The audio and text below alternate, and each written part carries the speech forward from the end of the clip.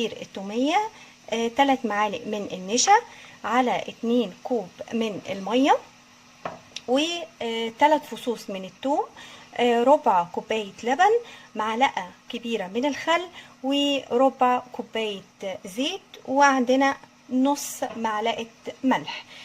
تعالوا نشوف اول خطوة ايه. طبعا عندنا الحلة بتاعتنا اهي،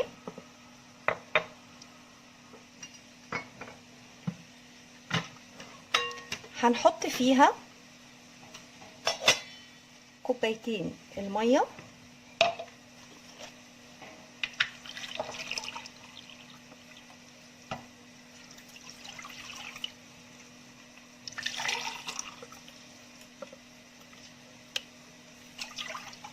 عليهم 3 معالق من النشا، وهنقلبهم ونحطهم على النار، وهوريكم القوام بتاعها بيبقى ازاي. يلا بينا. حطينا كوبايتين الميه، عليهم 3 معالق النشا، هنفضل نقلبهم لحد ما القوام يتماسك خالص، وهوريكم شكله مع بعض واحنا بنعمله.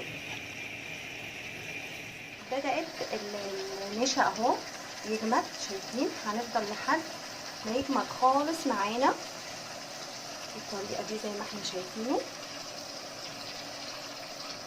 اهو. شايفين جمد ازاي؟ هنبتدي نطفي. احنا عايزين القوام بتاعه اهو ده، شايفين؟ هنطفي بقى ونسيبه لحد ما تبرد خالص اهو. شايفين القوام بتاعها؟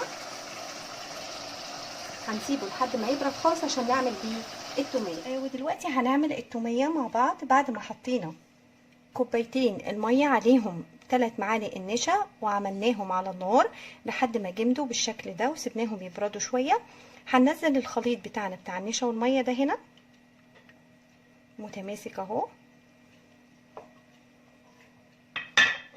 وهنحط عليه نص معلقه من الملح،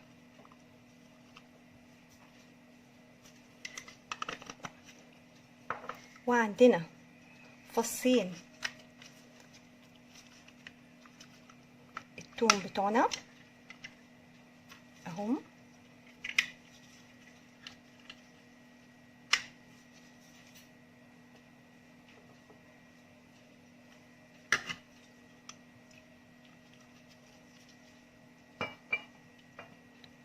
وربع كوبايه الزيت بتاعتنا،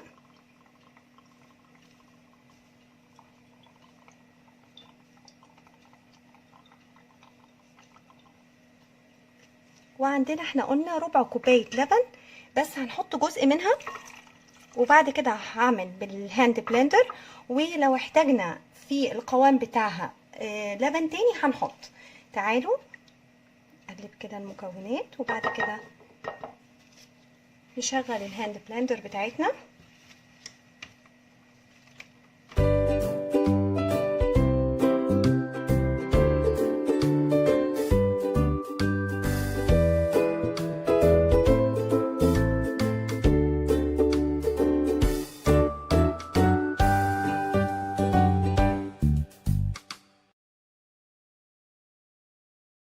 نشوف القوام بتاعها اهو. لو محتاجين، بصوا القوام بتاعها جميل ازاي. المقادير اللي انا بقولها لكم دي مظبوطه تماما. شايفين قوام التوميه بتاعتنا في منتهى الجمال كده، تمام. لو احتاجت، لو لقيناها ان هي جامده شويه، ممكن نزود شويه لبن كمان وشويه زيت. كده التوميه بتاعتنا جاهزه للتقديم. هنقدمها مع فتة الشاورما. بس برضو عايزه اقول لكم على حاجه، ان احنا لازم الباقي من التوميه نحطه في علبه او بطرمان ازاز ونحطه في التلاجة، ونقدر نستخدمه كام يوم مادام هو في التلاجة. تعالوا بقى.